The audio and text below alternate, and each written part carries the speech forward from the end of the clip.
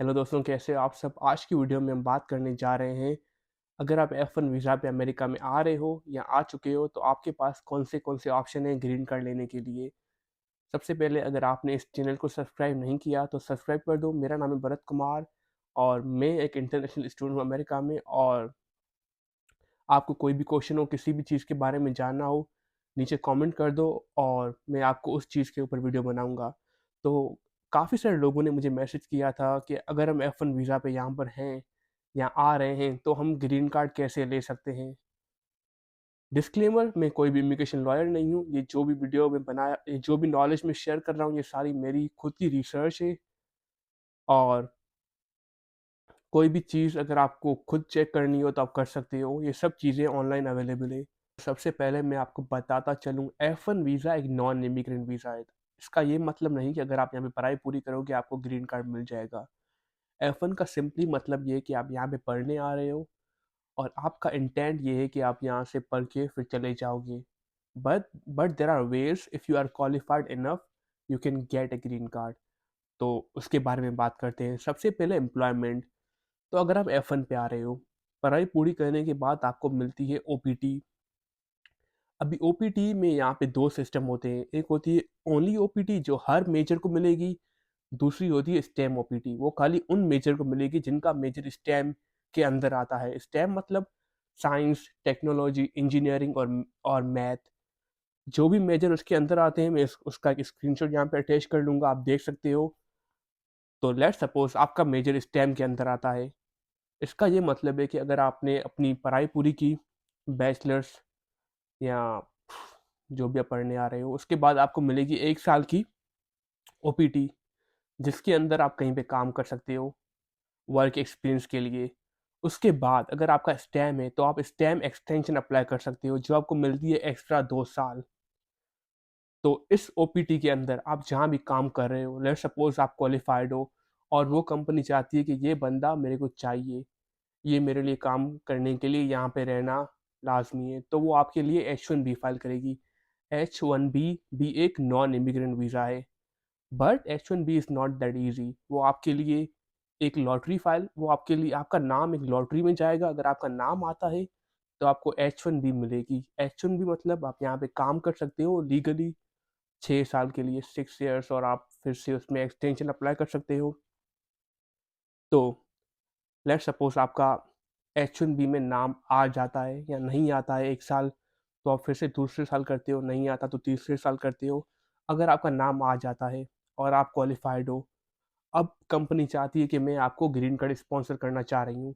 अगर वो चाहती है तो आपको ओपीटी में भी कर सकती है, पर बहुत ही कम चांसेस है, क्योंकि उनको नहीं पता आप कैसे काम कर रहे हो, तो आपको वो कैसे स्पॉन्सर करेगी ओपीटी के अंदर। अगर आप लकी हो, अगर आपको कोई अच्छा स्पॉन्सर मिल जाता है, तो वो आपके लिए कर सकता है।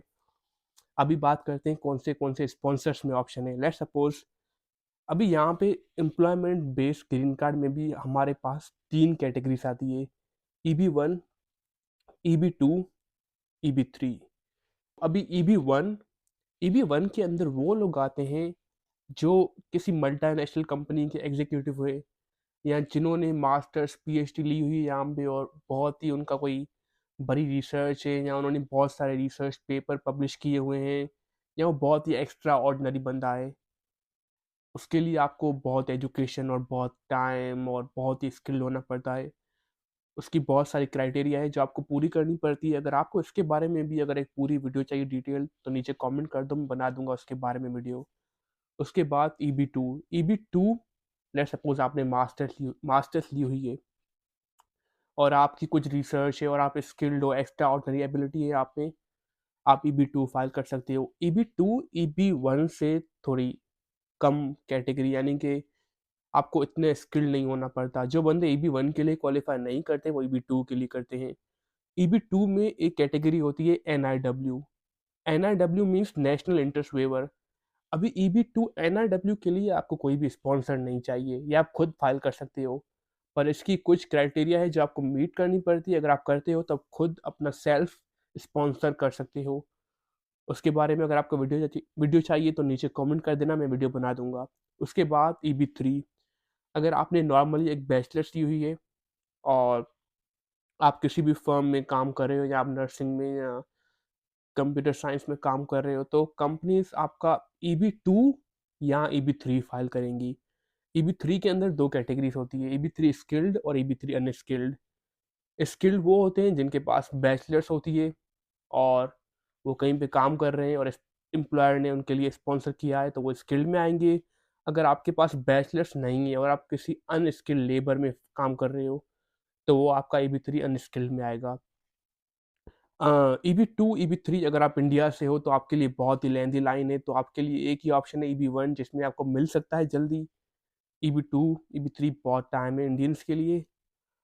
उसके बाद एक होती है ईबी-4 वो होती है रिलीजियस वर्कर के लिए। लेट्स सपोज़ आप किसी मस्जिद में या किसी टेंपल में काम करते हो या आपको उस चीज़ का एक्सपीरियंस है तो आप उसके लिए कर सकते हो। इसके बारे में मुझे इतनी ज़्यादा जानकारी नहीं है मगर अगर आप बोलोगे तो मैं इसके ऊपर भी वीडियो बना दूँगा। उसके बाद एक होती है ईबी-5। ईबी-5 इन्वेस्टमेंट बेस्ड ग्रीन कार्ड है। उसके लिए आपको अ, $800,000 से लेके $1,000,000 तक इन्वेस्ट करना पड़ता है और उसके अंदर आपको 2 साल के अंदर ग्रीन कार्ड मिल जाता है। उसकी उसकी कुछ रिक्वायरमेंट होती है जो आपको मीट करनी पड़ती है, आपका किस-किस चीज़ में बिज़नेस हो, कहाँ का कर सकते हो, कितने एम्प्लॉयर चाहिए आपको। अभी अगर आपको ईबी-5 के ऊपर वीडियो चाहिए तो मैं उसके लिए आपको वीडियो बना सकता हूँ और आपको ये भी बता सकता हूँ कि आप कहाँ इन्वेस्ट कर सकते हो और कैसे-कैसे होता है। उसके बाद हमारे पास आते हैं family based green card. Let's suppose आपका पेरेंट्स या आपका कोई रिश्तेदार, लेट्स सपोज़ आपके पेरेंट्स या आपका सिबलिंग कोई यहाँ पे सिटीज़न है तो वो भी आपको स्पॉन्सर कर सकता है, मगर वो सब केसों में बहुत टाइम लगता है। अगर खाली एक ही ज़रिया है जिस पे आप जल्दी कर सकते हो, अगर आपका पेरेंट्स यहाँ पे सिटीज़न है और आप अंडर 21 हो तो आप कर सकते हो।